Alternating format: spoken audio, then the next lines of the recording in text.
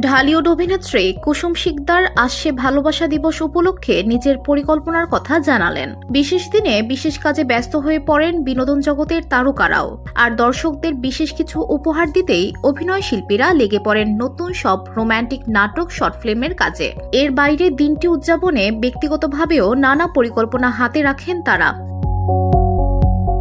তেমনি ভালোবাসা দিবসে কুসুম শিকদার বিশেষ কোন কাজে হাত দিয়েছেন কিংবা কাজের বাইরে তার কি নিয়ে ব্যস্ততা জানালেন অভিনেত্রী। এর মধ্যেই শরতের জবা সিনেমা প্রযোজনা করেছেন কুসুম শিকদার। তার প্রযোজিত ও অভিনীত সিনেমাটি মুক্তি পেয়েছে। প্রযোজনা মন দিয়ে করার চেষ্টা করেছেন অভিনেত্রী।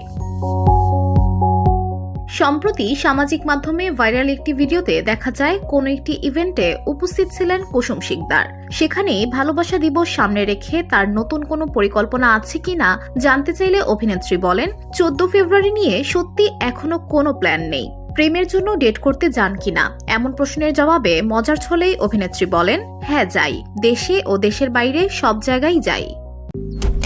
মালয়েশিয়ান প্রযুক্তিতে তৈরি অত্যাধুনিক cleaning machine modern vacuum cleaner যে কোনো ধরনের ধুলো ময়লাকে পরিষ্কার করে ঘরকে করে তুলুন চকচকে ও আকর্ষণীয়।